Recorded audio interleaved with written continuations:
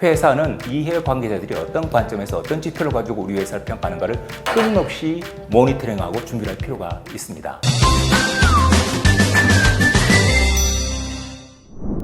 안녕하세요. 경영의 핵심을 알기 쉽게 설명하는 이석현의 경영스쿨 이석현입니다. 이런 기업을 포함한 이해 관계자들은 외부에서 기업을 볼 때 어떤 관점에서 어떤 관심을 가지고 회사를 평가하게 될까요? 앞서서 봤던 그림을 다시 한번 보겠습니다. 기업은 내부적으로 사업을 열심히 하게 되면 매출이 일어나고 외형적으로 공장도 만들고 해외도 법인도 만들게 되면 성장을 계속하기 때문에 경영자들은 성장성을 많이 따지게 되고요. 이때 매출액 성장성을 굉장히 많이 강조를 해서 보게 됩니다. 그런데 어느 정도 성장이 되면 반드시 또 손익이 플러스가 나야 되기 때문에 수익성도 보게 되고요. 그 다음에 가장 안 보시는 것 중에 하나가 자산 효율성입니다.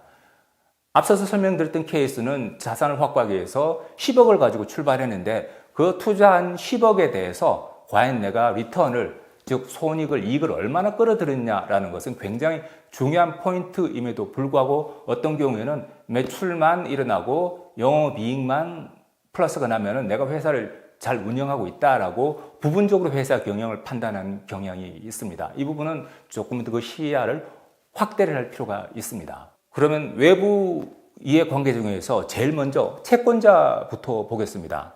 우리 회사에 돈을 빌려준 사람이기 때문에 이 채권자들은 회사에 문제가 생기면은 특히 차입금을 꽂아준 채권자가 가장 0순위로, 1순위로 우리 회사부터 채권을 주장할 수 있는 티어 1의 그룹입니다. 이 채권자는 회사에 대해서 이 회사가 유동성이 얼마나 있는지, 유동성은 회사가 갚아야 될 돈은 1년 내에 갚아야 될 돈에 대해서 과연 1년 내에 갚을 수 있는 현금 또는 현금 등가물이 얼마나 있는가를 보는 거고, 두 번째는 이 회사가 우리가 돈을 빌려줬는데 딴 회사도 또 돈을 빌렸네? 그래서 재무 레버리지라는 것은 회사가 채무를 얼마나 많이 일으켰느냐라는 것을 채권자들은 면밀히 관찰하고 있습니다. 그 다음 세 번째는 채권자에서 가장 중요한 것은 우리가 돈을 대출해 주는데 결국 나는 원금과 이자를 떼이지 않고 받을 수 있을까 없을까를 보기 때문에 부채를 상환할 수 있는 능력이 있는가 없는가, 즉 부채 상환 능력, 영어로 debt servicing capacity라고 합니다. 이것도 이 세 가지가 채권자들이 가장 중점적으로 보는 부분입니다. 그럼 우리 회사에서 투자를 한 주주들은 어떤 점을 보고 있을까요? 첫 번째는 뭐니 해도 수익성입니다. 이 수익성은 회사가 영업이익이 얼마나 났느냐, 세전이익이 얼마나 났느냐, 이런 회사 내 손익계산서상의 수익성도 보지만은 주주들이 보는 수익성은 주당 수익률이 얼마 되느냐, 내 한 주당 얼마나 수익을, 리턴을 가져왔냐를 제일 많이 보게 되는 거죠. 그 다음에 두 번째 보는 것은 회사가 수익을 냈다면, 특히 단기 순이익이 났다면 이걸 수익을 어떤 식으로 디스포저, 처분을 하는 것도 주주들의 관심사입니다. 회사의 배당 정책에 따라서 주주들한테 배당을 많이 주기도 하고, 어떤 경우는 회사의 정책에 따라서 배당은 적게 들겠습니다만 이걸 내부 유보 이익으로 쌓아놨다가 필요시에 우리는 새로운 성장을 위한 신사업의 내부 유보 이익금을 투자로 쓰겠습니다 라고 얘기할 때 이 수익의 처분을 어떻게 하느냐가 주주들이 투자 회사를 결정할 때 굉장히 많이 부분 중에 하나입니다. 그 다음에 시장 지수. 이 회사가 시장에서 과연 주가를 어느 정도 이해하고 주가가 얼마나 지속적으로 성장되고 있는가. 지금 미국 주식시장에서 가장 큰 인기를 얻고 있는 엔비디아 같은 경우에 또 보면 주식의 성장률이 정말 AI의 어떤 추세 힘으로 너무나 고속으로 성장하고 있죠. 그런 주주들은 그 회사 엔비디아의 수익을 어떻게 처분하고 있느냐, 또 시장에 있어서 시장 지수, 이 세 가지를 가지고 회사를 계속해서 끊임없이 평가를 하게 됩니다. 그 다음은 고객입니다. 고객도 실질적으로 우리 회사의 물건을 사줄 때 단지 물건이 좋고 나쁜가만 보지는 않습니다. 첫 번째는 우리가 그 회사의 B2B 고객 같은 경우는 우리 회사에 이런 제품을 만들어서 공급해 주세요라고 오더를 주게 되면은 얼마나 이 회사가, 협력업체가 공급을 안정적으로 할 수 있는가를, 공급의 안정성을 따지게 되고요. 두 번째는 또 그렇다 하더라도 재무적 안정성도 따지게 됩니다. 물건을 잘 만드는데 이 회사가 유동성 문제가 있어가지고 잘못하면 곧 부도가 날 수도 있어. 그렇게 된 회사에 오더를 많이 주면은 고객 입장에서 리스크가 커지기 때문에 협력업체에 대한 재무적 안정성도 보게 됩니다. 그 다음에 요즘은 글로벌 회사 같은 경우는 지속 가능성, 특히 그 CSR, 회사의 지속 가능 보고서를 제출하거나 ESG 보고서를 제출하라까지 요구를 하고 있습니다. 특히 특정 제품을 만드는 데 있어서 매 공정상 탄소를 얼마나 많이 배출했는가라는 카본 풋프린트를 계량적으로 계산해서 제출하라라고 얘기하고 있고, 그것을 입찰을 할 때 특정 점수를 배점을 가점을 주는 식으로 경영을 하고 있습니다. 바로 고객들은 협력업체에 대해서 이런 세 가지 관점에서 평가를 해서 끊임없이 오더를 줄 것인가 말 것인가 판단을 하고 있다는 거죠. 그러면 협력업체는 우리한테 공급을 하는 회사이니까 갑과 을 관계에서 보면은 을이나 병이다. 뭐 걔네들 우리한테 뭐 이걸 보고 있지라고 생각할 수도 있으시겠습니다만, 협력업체도 아무한테나 물건을 공급하지는 않습니다.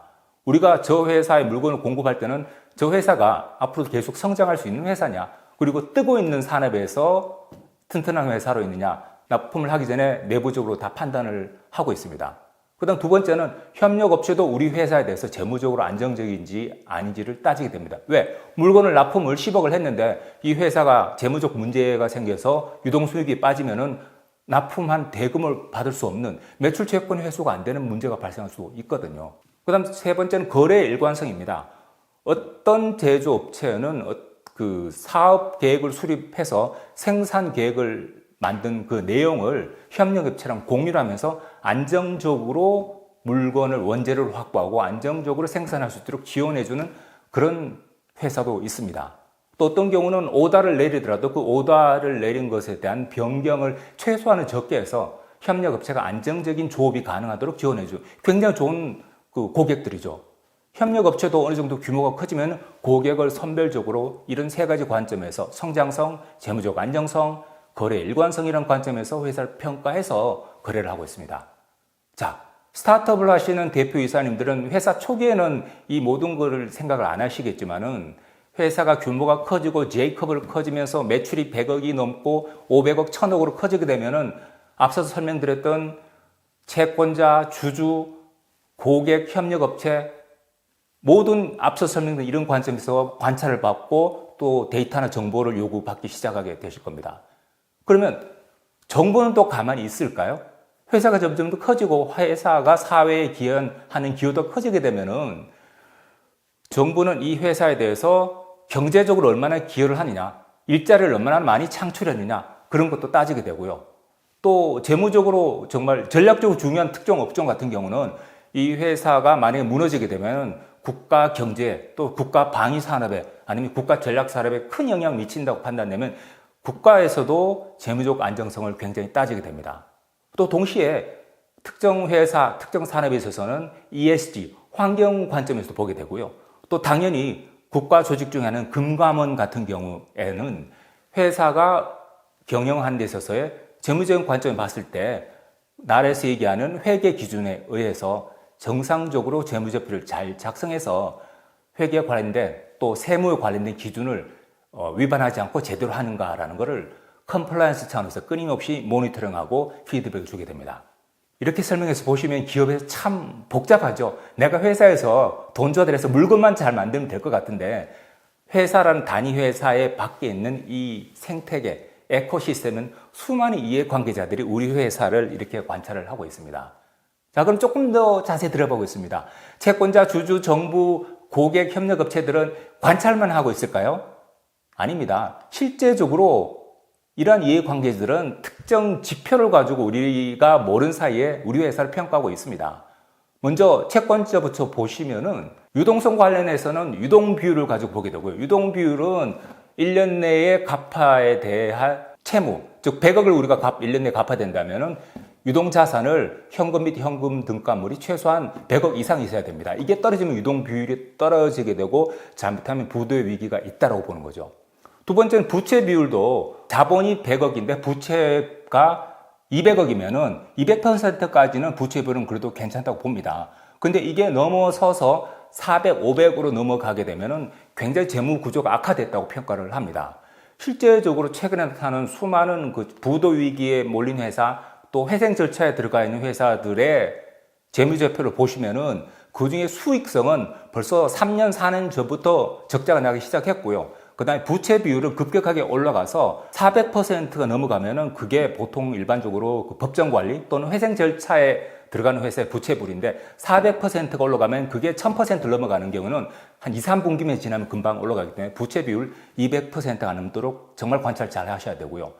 그 다음에 내가 부채를 상환할 수 있느냐 없느냐는 이자 보상 배율입니다. 이자 보상 배율은 은행에다 갚는 이자 비용이 만약에 1억이라면은 회사가 벌어들이는 영업이익은 이것보다도 최소한 2배가 있어야 된다. 2억 이상이 돼야 된다라는 것을 보는 것으로서 이자 보상 비율은 부채 상환 능력을 가름하는 하나의 지표가 됩니다.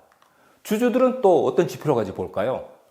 주주들이 보는 수익성은 회사의 수익성이라기보다는 투자 금액에 비해서 과연 자기 자본 이익률이 얼마가 되느냐, 또 주당 순이익은 한 주당 순이익이 얼마가 되느냐를 가지고 수익성을 따지게 되고요. 그 다음에 회사가 수익이 발생했다면 이걸 어떤 식으로 디스포즈 처분하느냐, 이거는 한 주당 배당금을 얼마나 주느냐, 배당 성향이 우리는 이 회사는 많이 주느냐 적게 주느냐, 그 다음 또 배당을 하지 않고 내부 유보를 얼마나 많이 하냐, 내부 유보율 이런 걸 가지고 투자를 할까 말까를 끊임없이 판단하게 되고요. 또 정부에서도 해당되는 그 기업에 대해서 여러 가지 관찰을 내서 평가를 하게 됩니다. 즉 해당된 기업이 경제적으로 고용 창출력이 얼마나 되는지, 세금을 얼마나 많이 내는지, 또 재무적으로 얼마나 안정적인지, 정부 차원에서도 ESG와 환경, 그 다음에 또 그 컴플라이언스에 관련된 지수들을 얼마나 잘 지키고 있는지를 지표로 가지고 평가를 하게 되고요. 또 고객 협력업체도 앞서서 말씀드렸듯이 다양한 관점의 지표를 가지고 우리를 평가를 합니다. 그 협력업체들에 대해서는 고객사들은 보통 그 신용평가 회사라고 그러죠. 크레딧 컴퍼니를 통해서 그 용역을 줘서 그 해당되는 우리 회사에 대해서 재무적인 측면뿐 아니라 다양한 관점에서 평가를 하게 되는데요. 공급 안정성 같은 경우는 정시에 이 회사가 우리한테 납품을 잘하고 있느냐, 그 다음 우리가 fill rate라고 해서 충족률이라고 하는데 100개에 대해서 이거를 우리가 오더를 냈으면 얼마나 이걸 충족해서 잘 딜리버를 하고 있느냐, 그 다음에 우리가 오더를 주면은 이걸 실질적으로 납기하기까지 리드타임이 얼마나 오래 걸리느냐, 그 다음 불량률이 얼마나 높으냐. 최근 반도체 회사 같은 경우는 불량률, 거꾸로 뒤집어서 얘기하면 수율이 얼마나 높으냐 낮으냐를 가지고 오더를 줄까 말까라는 거를 엔비디아 같은 경우는 평가를 하게 되는 거죠. 그거는 GM이나 글로벌 자동차 회사도 협력업체들한테 평가를 할 때 이런 걸 다 보게 됩니다. 재고 회전율이 얼마나 높은가 낮은가라는 것도 실제적으로 이거는 그 회사가 가진 생산성을 나타내기 때문에 이 공급 안정성이라는 거는 고객이 협력업체들한테 그 숫자를 요구하기도 하고 자기들 직접 체크를 해서 평가를 하기도 합니다. 재무적 안정성, 마찬가지로 신용평가 회사를 통해서 유동비율, 부채비율, 이자 보상비율, 심지어는 신용 등급이 어떻게 되냐. 즉 회사가 자금을 조달하기 위해서 시중에서 회사채를 발행했는데 그 회사채가 신용 등급이 AAA냐, AA냐, BB냐 이 등급을 보고 회사의 안정성을 평가를 하게 되는 것도 있는 거죠. 그 다음에 글로벌 컴퍼니는 이 회사의 탄소 배출량이 얼마나 되는지, 또 나온 폐기물을 얼마나 재활용을 하는지, 업사이클, 리사이클 비용도 보고요. 또 ESG 지수를 입찰을 할 때 제공하라고 또 요구를 하기도 합니다. 그 협력업체는 또 앞서서 말씀드렸듯이 또 뭐를 볼까요? 이 회사가 얼마나 성장 가능성이 있는가, 매출의 성장성, 생산 캐파의 성장성도 보고요. 부품을 공급을 하게 되면 원재를 공급하게 되면 돈을 떼이진 않을까를 보기 위해서 재무 비율이나 결제 이행 능력도 다 평가를 하고 있습니다. 그 다음에 거래 일관성 관점에서는 주문을 얼마나 안정적으로 하느냐, 또 주문을 예측할 수 있도록 생산 계획을 우리가 공유를 하느냐 아니냐까지 보고 협력업체도 우리 회사를 평가를 하고 있기 때문에 어떤 면에서는 우리 회사만 잘하면 되지라고 생각할 수 있을지 모르지만은 회사는 안쪽뿐만 아니고 바깥쪽의 이해관계자들이 어떤 관점에서 어떤 지표를 가지고 우리 회사를 평가하는가를 끊임없이 모니터링하고 준비할 필요가 있습니다. 지금까지 설명드린 것처럼 기업을 경영한다는 것은 다양한 이해관계자들의 복잡한 요구사항 또는 기대사항과 회사의 내부 여건을 잘 고려해서 최선의 성과를 창출하는 것을 말합니다. 오늘은 기업과 이해관계자들, 그리고 이들이 관심 항목 및 주요 지표에 대해서 알아보았습니다. 감사합니다.